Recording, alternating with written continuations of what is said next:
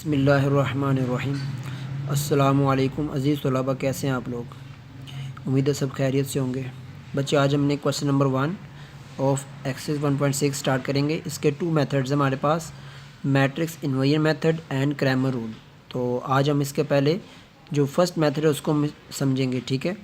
तो इसके लिए हम पार्ट इसका 3 करने लगे हैं। जी बच्चे, आपके पास ये इक्वेशंस हैं। तो बेटा, इन इक्वेशंस को सबसे पहले हमने मैट्रिसेस फॉर्म देनी है, ठीक है। तो मैट्रिसेस फॉर्म कैसे देंगे? तो फर्स्ट मैट्रिक्स आपके पास इनके जो कोफिशिएंट्स हैं वो हम यहाँ पर आप देख सकते हैं लिखे हुए हैं 4 2, ठीक है, फर्स्ट रो।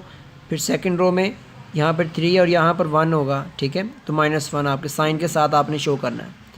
और सेकंड मैट्रिक्स आपका बनेगा, जो वेरिएबल आप देख सकते हैं यहाँ पर x और y यूज़ हो रहे हैं, वो एज इट आपने यहाँ पर शो कर देने हैं। और इक्वल के बाद जो यहाँ पर वैल्यूज़ है वो एज इट मैट्रिक्स में शो कर देनी है आपने 8 और -1, ठीक है। अब आपके पास यहाँ पर सबसे पहले हम इनको नेम दे देते हैं इन मैट्रिसेस को, ठीक है। तो सबसे पहले जो मैट्रिसेस को मैंने इसको नाम दिया है A, और उसके बाद कैपिटल X, यहाँ पर इसका B, ओके।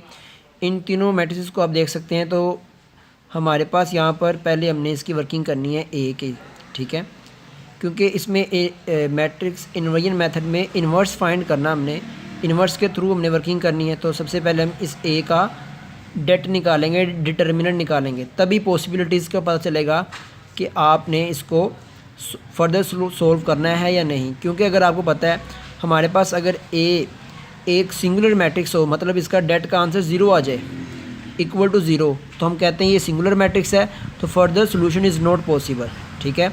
अब आप देख सकते हैं यहाँ पर हमारे पास आंसर -10 आ चुका है, तो इसका मतलब ये नॉन सिंगुलर मैट्रिक्स है। और फर्दर सोल्यूशन मतलब इसका जो मल्टीप्लिकेटिव इन्वर्स है वो पॉसिबल है, एग्जिस्ट कर रहा है, ठीक है। अब फर्दर सोल्यूशन हमारे पास इसका स्टार्ट होगा। एडजॉइंट ए हम इसका फाइंड करने लगे। तो एडजॉइंट ए का हमने एडजॉइंट फाइंड करना है, -1 यहाँ पर और 4, इसको इंटरचेंज करेंगे आप, तो -1 यहाँ पर आ जाएगा और 4 नीचे आ जाएगा, ठीक है जी। तो यहाँ पर साइन चेंज करेंगे, -2 -3 आ जाएगा आपके पास, ठीक है जी। तो आपके पास बेटा जी यहाँ पर ये एडजॉइंट ए आ चुका है, ठीक है। तो यहाँ पर as we know that AX = B, आप देख सकते हैं हमने यहाँ पर ये मैट्रिक्स हमने A कहा था, इसको X और इसको B। तो यहाँ पर देखा जाए तो ये मैट्रिक्स A है और ये X है। AX = ये B मैट्रिक्स है, तो AX = B यहाँ पर हमने इसको इक्वेशन में लिख दिया, ठीक है। अब आपके पास यहाँ पर A मल्टीप्लाई होगा, यहाँ पर डिवाइड, तो हमने इसको इन्वर्स में शो कर दिया, मतलब इसकी पावर डिवीजन में प्लस थी, ऊपर जाके यहाँ पर न्यूमरेटर में -1 कर दिया हमने, ठीक है। तो ये A इन्वर्स इसको पढ़ेंगे, A इन्वर्स B। अब यहाँ पर आपके पास फर्दर इनकी वैल्यूज़ हम अगर ओपन करते हैं, X जो कि X और Y था, A इन्वर्स का फॉर्मूला आपको पता है, adjoint of A over det A, ठीक है, मल्टीप्लाई बाय B। तो आपके पास adjoint of A det A ये आपने फाइंड किया हुआ है, आप देख सकते हैं -10 ये डिटर्मिनेंट है, और ये हमारे पास मैट्रिक्स एडजॉइंट ऑफ A का है। और B मैट्रिक्स आपके पास यहाँ पर 8 -1, यहाँ पर आपने अब क्या करना है, इनकी जगह पर इनकी वैल्यूज़ को प्लेस करना है, ठीक है। आपके पास बेटा जी वैल्यू जब आप प्लेस कर दी, तो पहले काम क्या करना है, आपने इन दोनों मैट्रिक्स को मल्टीप्लाई करेंगे, -1 8 के साथ और -2 1 के साथ, जैसे हम पहले करते हैं रो को कॉलम के साथ। अब सेकंड रो फिर वही कॉलम, फर्स्ट कॉलम जो आपके पास एक ही है, तो यहाँ पर आपने इसको मल्टीप्लाई कर दिया, -3 8 और 4 को -1 से। अब इनको मल्टीप्लाई करते हैं, 8 1 8 माइनस में माइनस प्लस, ये भी प्लस है तो प्लस ही आएगा, 2 1 2, 8 3 24 माइनस में प्लस -4 1 4।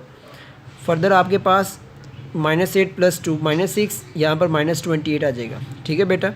अब आपके पास यहाँ पर जो वर्किंग रहेगी वो है -10 से डिवीजन की, तो दोनों एंट्रीज़ को आपने -10 से डिवाइड कर देना है, तो यहाँ पर -9 कट जाएगा, ठीक है। और 2 के टेबल के साथ इसकी कटिंग करेंगे। आप देख सकते हैं हमारे पास 2 3 6 2 5, ठीक है, और यहाँ पर 2 14 और 2 5 और -9 कटिंग हो जाएगा हमारे पास।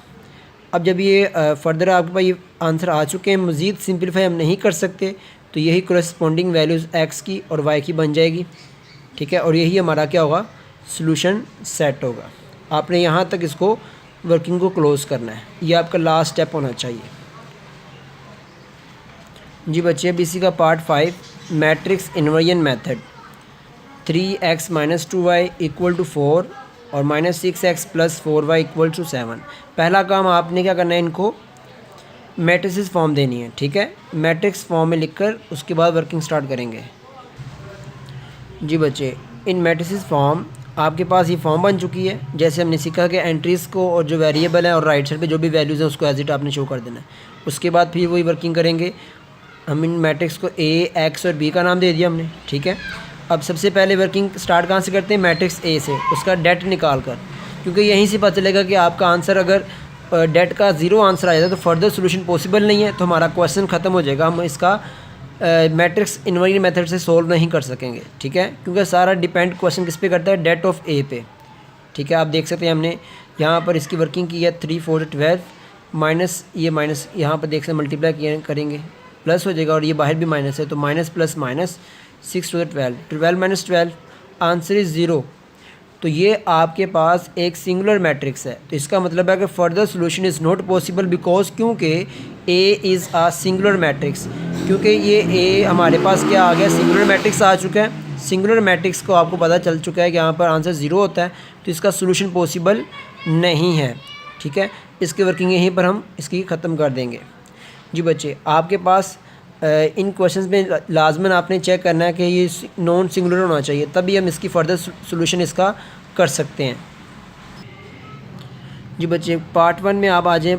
तो इस पार्ट में हमने करना क्या, सबसे पहले आपने वही वर्किंग इक्वेशन शो करने के बाद इसकी क्या करेंगे, आपने इनको मैट्रिसेस फॉर्म देनी है। ठीक है, 2 माइनस 2 3 2 और 4 6 आपके पास ये राइट साइड में आ जाएगी, और एक्स वाई वेरिएबल आपके यूज़ हो रहे हैं। अगर आपके पास इस मैट्रिक्स का जो 2 माइनस 2 और 3 2 अगर आंसर इसका क्या आ जाए 0, डेट डिटर्मिनेंट निकालने का। ठीक है, जब आप डेट निकालेंगे अगर आंसर 0 आता है तो फर्दर सोल्यूशन जैसे हमने अभी पार्ट 5 किया, ठीक है, इसका सोल्यूशन नहीं पॉसिबल हुआ था, तो इसी तरह इसका भी नहीं होगा। ठीक है, लेकिन शर्त क्या है, इसके डेट का आंसर 0 आ जाए। इसी तरह आपके पार्ट 2 है और पार्ट 4 है, आपने इन पार्ट्स में ये वर्किंग करनी है। मेथड कौन सा इस्तेमाल करना है, मैट्रिक्स इन्वर्जन मेथड। अगर वो पॉसिबल हो जाता है तो आपने उनको फर्दर वर्किंग करनी है। ठीक है जी, ये आपके क्वेश्चंस हैं।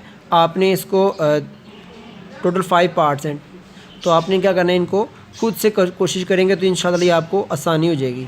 कोई इतना ये मुश्किल काम नहीं है, हम ये पीछे कर चुके हैं पहले भी। ठीक है, तो इसमें आपने बस एक दफ़ा प्रैक्टिस करेंगे तो इंशाल्लाह आपको ये क्लियर हो जाएगा। तो नंबर 1 और हमने आज ग्रामर रूल सीखना है। ठीक है, इसके लिए हम पार्ट 2 स्टार्ट करते हैं। जी बच्चे, क्वेश्चन आपके पास मौजूद है। सबसे पहला स्टेप हमारे पास क्या है, इनको मैट्रिसेस फॉर्म में देना है। तो आपको पता है हम इनके कोएफिशिएंट्स को हम यहाँ पर शो करेंगे पहले। तो यहाँ पर 2 6 ये एज इट फर्स्ट कॉलम बन जाएगा, और इसी तरह सेकंड कॉलम 1 5। ओके, और वेरिएबल आपके पास एक्स वाई है तो एज इट आएंगे। ठीक है, दरमियान में कोई भी साइन नहीं शो करना। ठीक है, इक्वल्स टू के बाद कांस्टेंट जो वैल्यूज़ हमारे पास 3 और 1 ये एज इट आ जाएंगे, तो ये हमारे पास एक कांस्टेंट मैट्रिक्स बन जाएगा। अब हमने लेट कर लिया ये फर्स्ट जो मैट्रिक्स, अब ये ए है। ठीक है, देन ए एक्स और ए वाई। आपने इसमें क्या करना है, ए एक्स कैसे फाइंड करेंगे, आपने बेटा जी जो आपके पास मैट्रिक्स ए है इसका जो फर्स्ट कॉलम है, ठीक है, इसको आपने जो कांस्टेंट मैट्रिक्स है इसके साथ चेंज कर देंगे, इंटरचेंज कर देंगे। ठीक है, और 1 5 एज इट आ जाएगा। ए वाई में जब आपने वर्किंग करनी है, ठीक है, तो इसी तरह इसमें क्या करेंगे, सेकंड कॉलम को कांस्टेंट मैट्रिक्स के साथ चेंज कर देंगे। आपके पास मज़ीद क्वेश्चंस आप करेंगे, उनमें भी आपने यही मेथड अप्लाई करना है।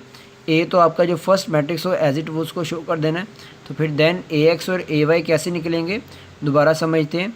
आपने क्या करना है, जो आपका मैट्रिक्स ए है उसका जो फर्स्ट कॉलम है, जैसे हमारे पास ये 2 6 है, इसको नहीं लिखना, बस बल्कि इस कॉलम की जगह पर, फर्स्ट कॉलम की जगह पर जो कांस्टेंट एंट्रीज हमारे पास जहाँ यहाँ पर से आई थी, ठीक है, इक्वेशन के अंदर से, उस कांस्टेंट मैट्रिक्स को आपने यहाँ पर शो कर देना है। ठीक है, 3 1 मतलब उसकी जो एंट्रीज है वो यहाँ पर आ जाएंगी। इसी तरह जब ए वाई निकालेंगे तो इसमें क्या करेंगे, सेकंड कॉलम की जगह पर उसको इंटरचेंज कर देंगे, मतलब 1 5 की जगह पर 3 1 आपका इंटरचेंज हो जाएगा। ठीक है। जितने भी क्वेश्चन हैं उनमें आपने इन कांस्टेंट मैट्रिक्स को इंटरचेंज कर देना है।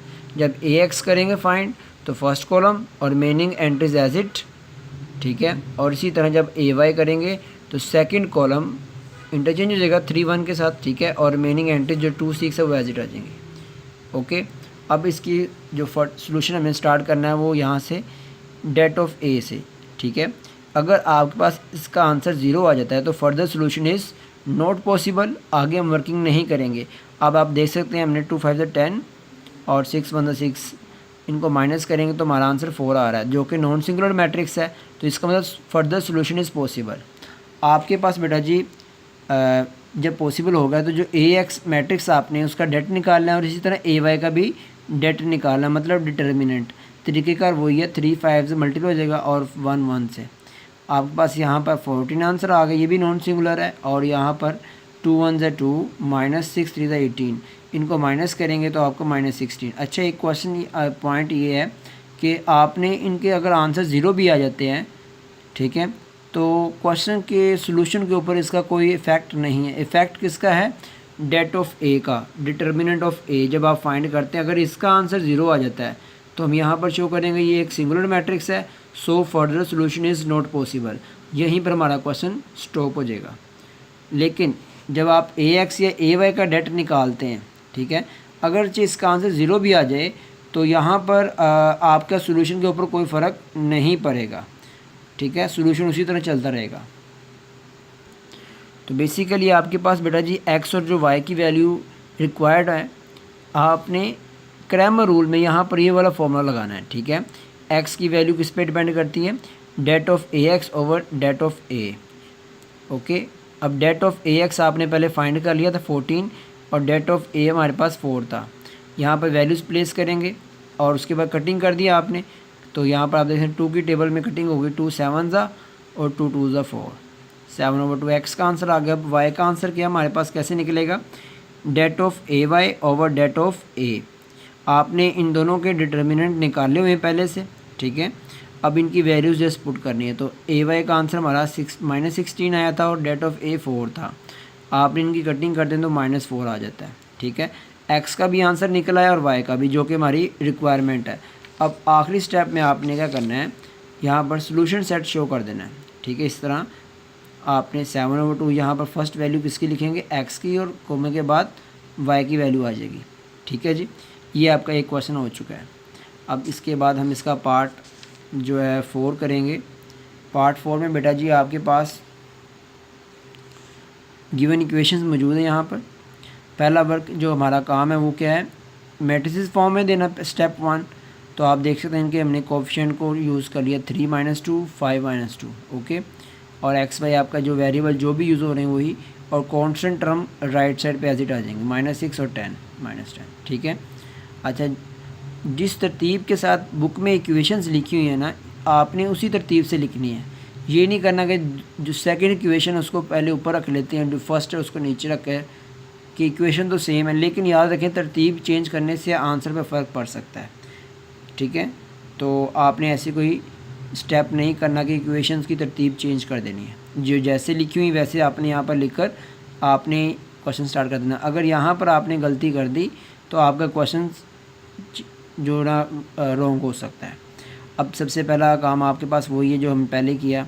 आपने क्या करना है, फर्स्ट मैट्रिक्स को ए शो करके बताना है कि Ax और Ay हमारे पास क्या निकलेगा। तो Ax हमने क्या सीखा था, जो मैट्रिक्स A का फर्स्ट कॉलम इंटरचेंज होगा कांस्टेंट मैट्रिक्स से, ठीक है। कांस्टेंट मैट्रिक्स हमारे पास क्या है, जो इक्वेशन में कांस्टेंट टर्म्स थी -6 और -10, ठीक है, इसके साथ इंटरचेंज होगा Ax में। कौन सा कॉलम है? First column. और बाकी क्या करेंगे, बाकी एंट्रीज एज इट। और Ay में आपके पास सेकंड कॉलम चेंज होगा, ठीक है, इंटरचेंज करेंगे, -6 -10 एज इट आ जाएगा हमारे पास, ठीक है। और 3 5 रिमेनिंग एंट्रीज आपके पास यहाँ पर आ जाएंगी, ओके।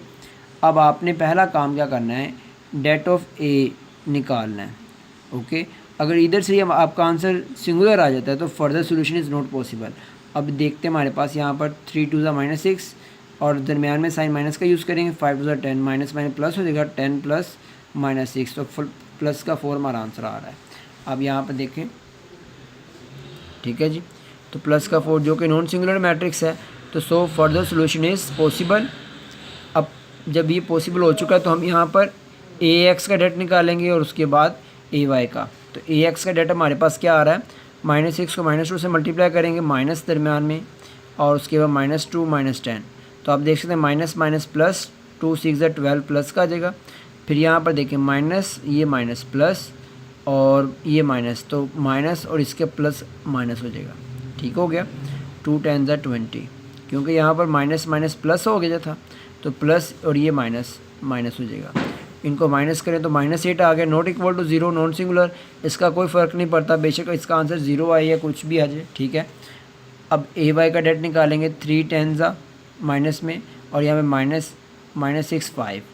तो ये देख सकते हैं आपके पास 3 10 20 माइनस में आएगा, और ये माइनस माइनस प्लस हो गया, 6 5 30, प्लस माइनस कट गया 0।